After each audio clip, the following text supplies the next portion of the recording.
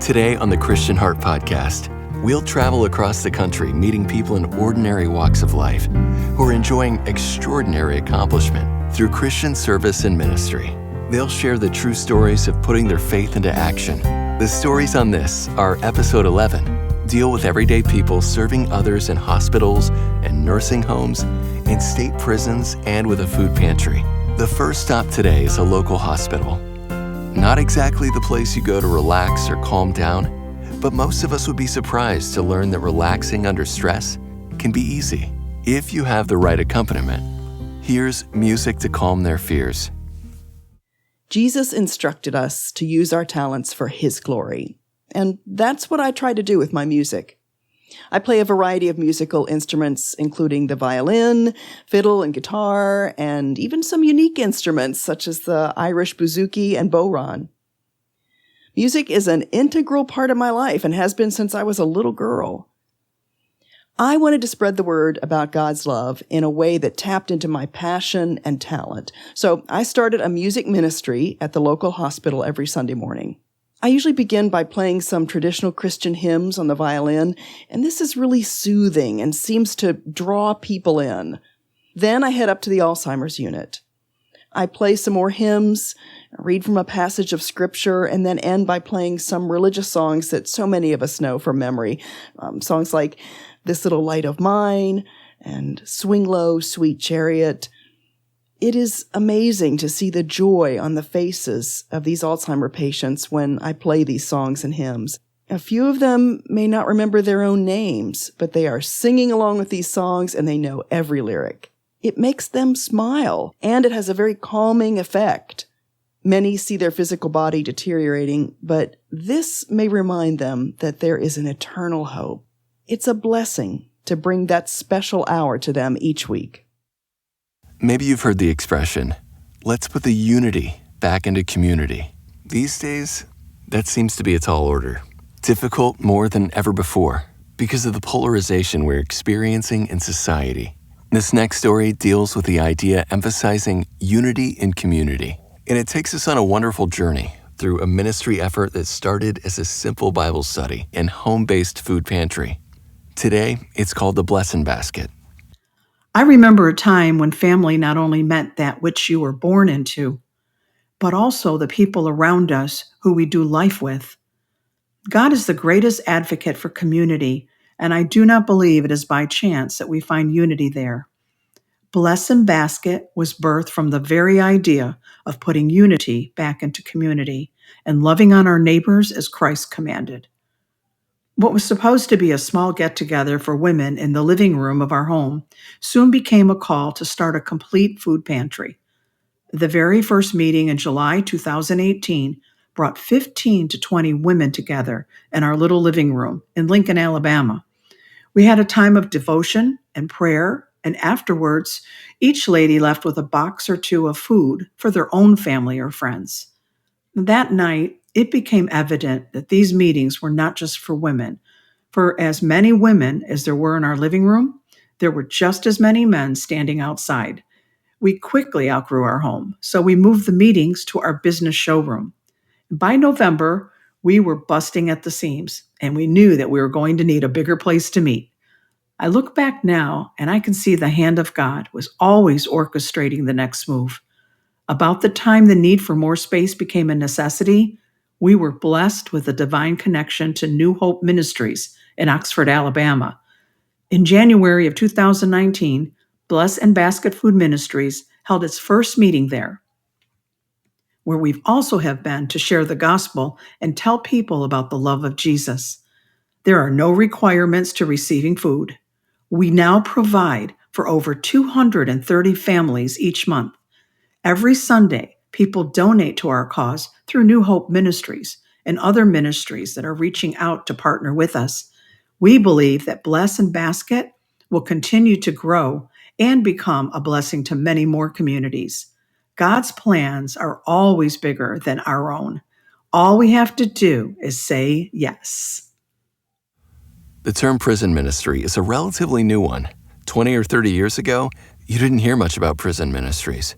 Except for maybe that one time in 1968 when Johnny Cash made Folsom Prison in California a household name with his hit song.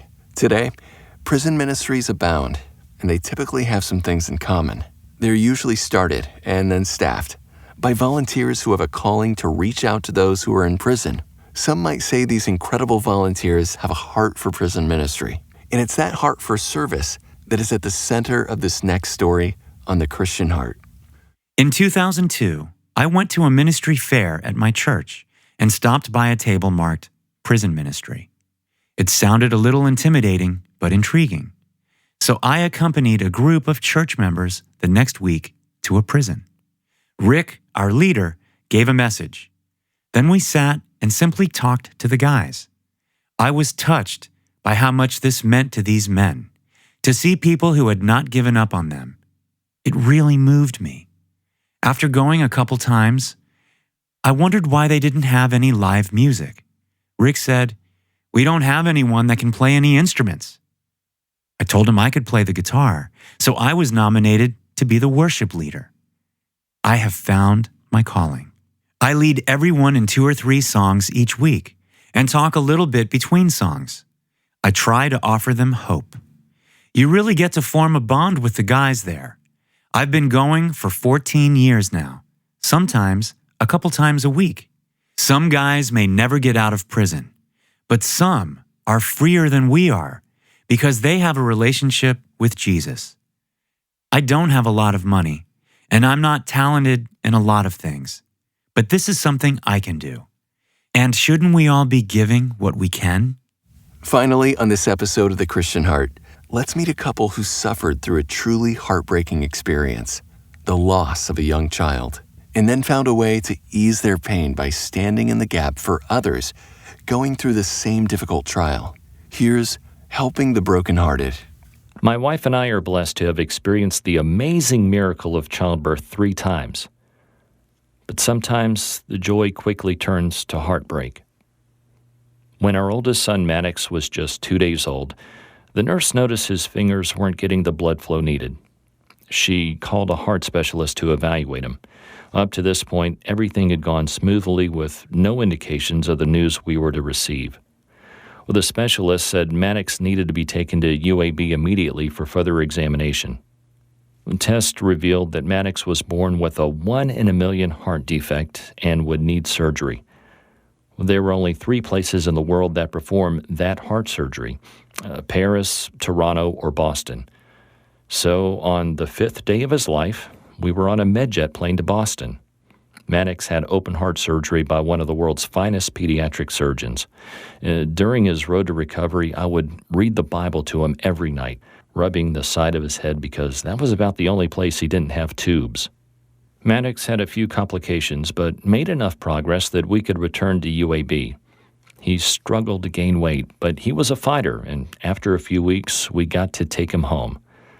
One of the best days of our lives. But one day when he was 4 months old, he was not himself. We took him to Children's Hospital and were devastated to hear that he had contracted a staph infection. His little body could not fight it. And a short time later, our beloved son passed away. It's a day I would not wish on any parent. If I didn't have my faith, I don't know what I would have done. But it taught me a lot. It showed me the love that God has for us all. After all, He sacrificed His Son for us.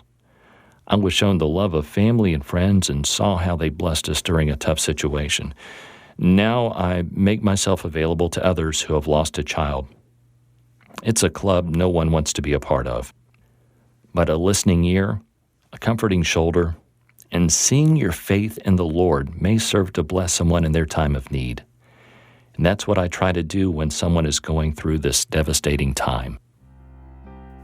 Whether you're serving brokenhearted parents or patients in an Alzheimer's ward, we hope you've enjoyed this episode of The Christian Heart.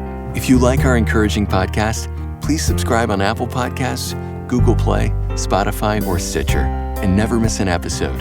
You may have stories of your own that others would enjoy hearing. So here's an encouragement for you. Check out our website at www.thechristianheart.com, and you'll find ways to share your story, or just send us an email at info at thechristianheart.com. You may also go to any of our Facebook, Twitter, or Instagram platforms to read more of these uplifting stories or learn more about our listener-supported ministry. Look for another episode of The Christian Heart coming soon. This has been a production of The Christian Heart. Thanks for joining us.